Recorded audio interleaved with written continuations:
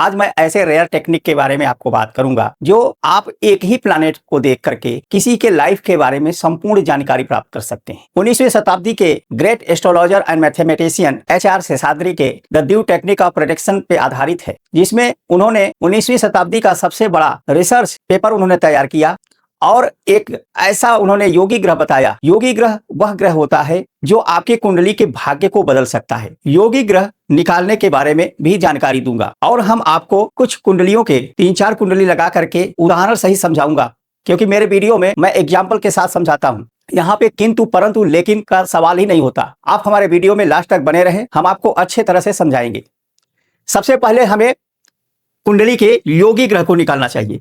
योगी ग्रह निकालने के लिए योगी पॉइंट को निकाला जाता है। सबसे पहले योगी पॉइंट को निकालने के लिए longitude of the sun plus longitude of the moon plus 3 sign 3 अंश 20 मिनट को ऐड करना होता है।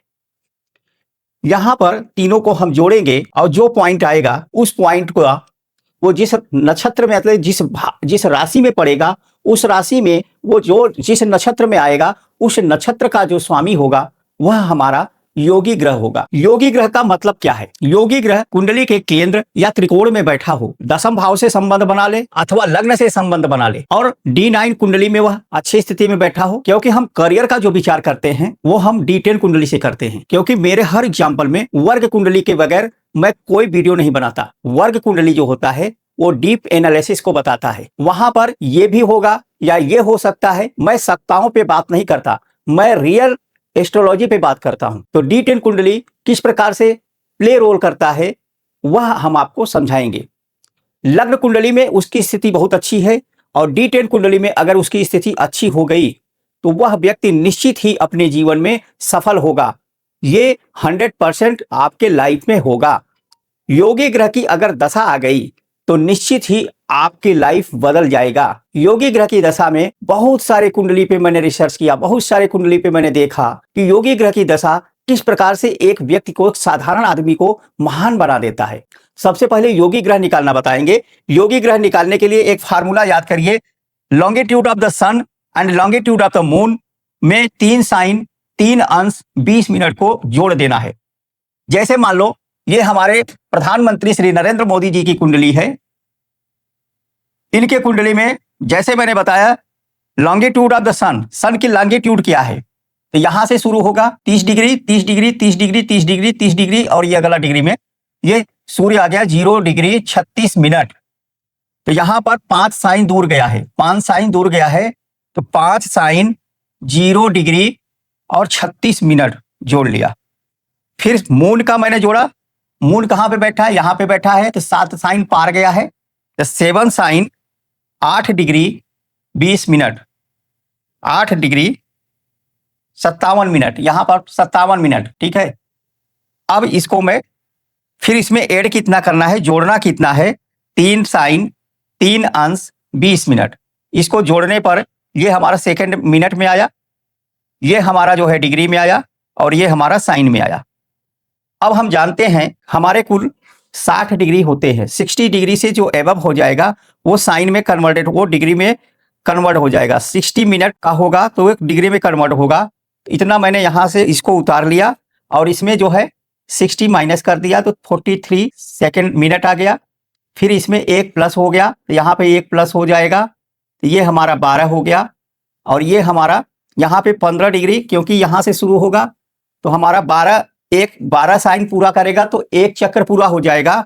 इसमें मैं माइनस कर लिया तो 15 में से 12 साइन माइनस कर लिया, 3 साइन आ गया तो 3 साइन पार, अर्थात 1 साइन 2 साइन 3 साइन पार करके यहाँ पे कितना डिग्री हुआ?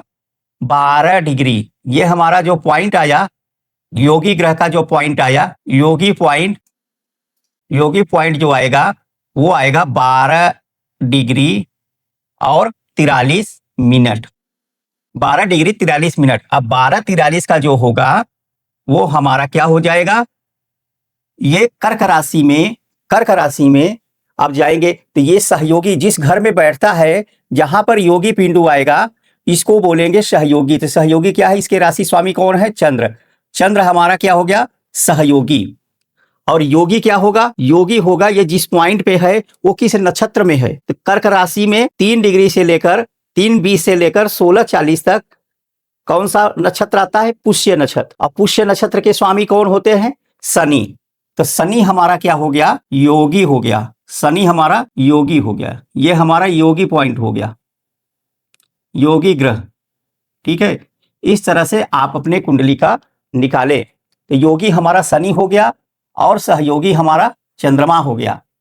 और उसका जो डुप्लीकेट, उसका जो अवयोगी होता है, जो सबसे खराब होता है जिसकी दशा अंतरदशा लाइफ में, उसको बोलते हैं, क्योंकि छठा नक्षत्र जो होता है वह सबसे अशुभ नक्षत्र होगा। पुष्य नक्षत्र, अश्लेषा, मघा, पूर्वा फाल्गुनी, उत्तरा फाल्गुनी, और छठवां नक्षत्र जो आएगा हस्ता, और हस्ता के स्वामी होते हैं चंद्रमा। तो चंद्रमा हमारा क्या हो गया? अवयोगी, सहयोगी, और फिर चंद्रमा अवयोगी भी हो गया। अवयोगी क्या है? अवयोगी हमारा चंद्र हो गया। ठीक है, चंद्रमा अवयोगी हो गया। तो इस कुंडली में शनि योगी हो गया, चंद्र सहयोगी हो गया और चंद्रमा अवयोगी हो गया।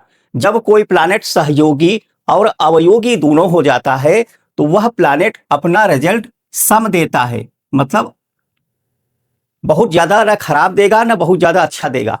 अगर वह केंद्र में होगा तो अच्छा रिजल्ट देगा, 6, 8, 12 में होगा तब भी अच्छा रिजल्ट देगा।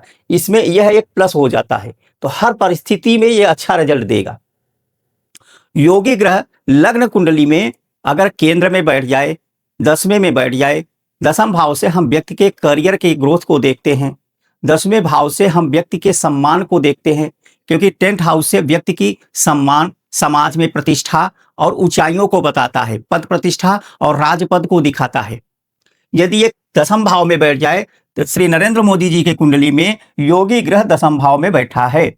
10वें भाव में बैठ करके ये 7वें भाव को देख रहा है, 7th हाउस को देख रहा है, सुख भाव को देख रहा है, यहां पर बहुत अच्छी स्थिति में बैठा है। उसके बाद उसे D10 कुंडली, जहां से हम व्यक्ति के करियर की ऊंचाई के बारे में बात करते हैं, करियर के भाव में, करियर के भाव में देखेंगे, यहां पर शनि यहां पर भी 10वें भाव में बैठा है। जब योगी ग्रह 10वें भाव या 10वें भाव, 10वें भाव में भी, D10 में भी 10वें भाव में बैठ जाए तो श्री नरेंद्र मोदी जी के शनि किस नक्षत्र में गया है? शनि के नक्षत्र। अब शनि के नक्षत्र में कौन कौन से, और चंद्रमा जो है इसका जो है सहयोगी है। तो श्री नरेंद्र मोदी जी चंद्रमा की महादशा में भारत के प्राइम मिनिस्टर बने। चंद्रमा यहां पर देखेंगे लग्न में बैठा है, नीच भंग राजयोग बना रहा है। उसी प्रकार से एक और उदाहरण देखते हैं श्रीमती इंदिरा गांधी जी के कुंडली में। जब कोई नियम बार बार रिपीट होता है तो वह पे उस चीजों पे विश्वास बढ़ जाता है। यहां पर देखेंगे श्रीमती इंदिरा गांधी जी का भी शनि जो है योगी ग्रह है और सहयोगी ग्रह मंगल है। तो शनि योगी ग्रह होकर के 10वें भाव में लग्न में बैठा है, लग्न में बैठकर 10वीं दृष्टि से 10वें भाव को देख रहा है। फिर यही रिपीट यहां हुआ है। शनि ये जो यहां पर योगी ग्रह है ये D10 कुंडली में जाकर के उच्च का हो गया है, और किसके साथ बैठा है? चंद्रमा के साथ बैठ गया है। और यहां पर जो सहयोगी ग्रह है, सहयोगी ग्रह इसका हो गया मंगल। मंगल करियर के भाव में, जहां से हम व्यक्ति के करियर और ग्रोथ का विचार करते हैं, वहां पे मंगल उच्च का हो गया।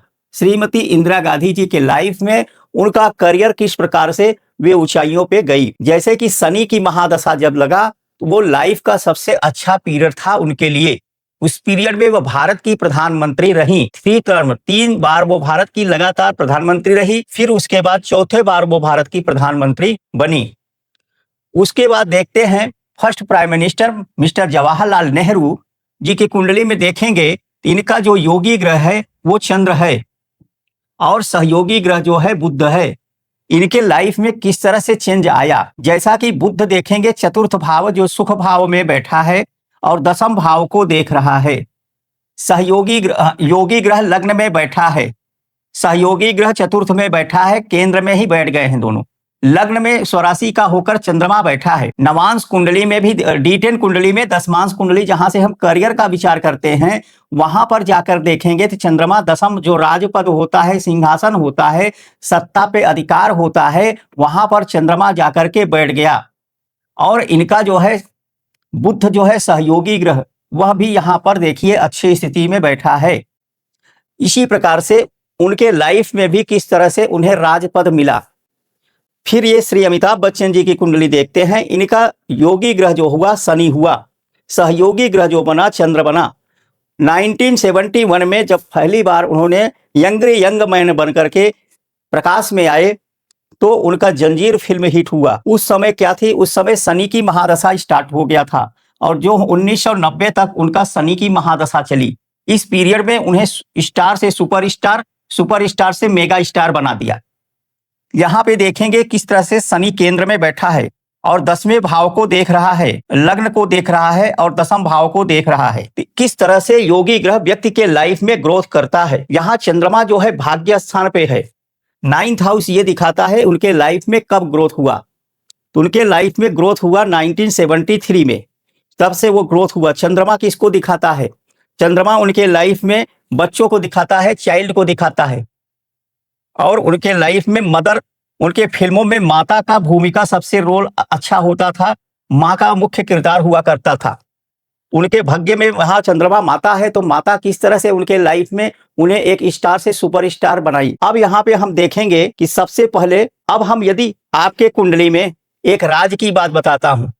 आपका कुंडली में अगर शनि अच्छे स्थान पे बैठा है तो अमिताभ बच्चन जी ने जब नीलम धारण किया, आज भी वो नीलम पहन के रखते हैं। जब उन्होंने नीलम पहना तो उनके लाइफ में किस तरह से ग्रोथ हुआ, क्योंकि यहाँ पर शनि जो है योगी ग्रह है। योगी ग्रह का स्टोन सदैव पहनना चाहिए। योगी ग्रह का स्टोन यदि आप पहनेंगे तो आपको विशेष सफलता देगा। यदि आपका योगी ग्रह 6, 8 या 12 में बैठे तो योगी ग्रह का स्टोन नहीं पहनना चाहिए। वहीं पर अवयोगी ग्रह जो उसका अपोजिट प्लैनेट होता है, अवयोगी ग्रह अगर 6, 8 या 12 में बैठ जाए तो उसके प्लैनेट के स्टोन पहनने चाहिए। 6, 8 और 12 में निगेटिव प्लैनेट जो बताया गया है, अवयोगी ग्रह वो 6, 8, 12 में अच्छे रिजल्ट देते हैं। लेकिन केंद्र और त्रिकोण में यदि बैठा है तो वह आपके लाइफ का सबसे अच्छा पीरियड होगा। उसकी दशा यदि मिल गई तो वह आपको सफल बना देगा। इस तरह से वीडियो देखने के लिए आप हमारे व्हाट्सएप नंबर पर भी संपर्क कर सकते हैं। धन्यवाद।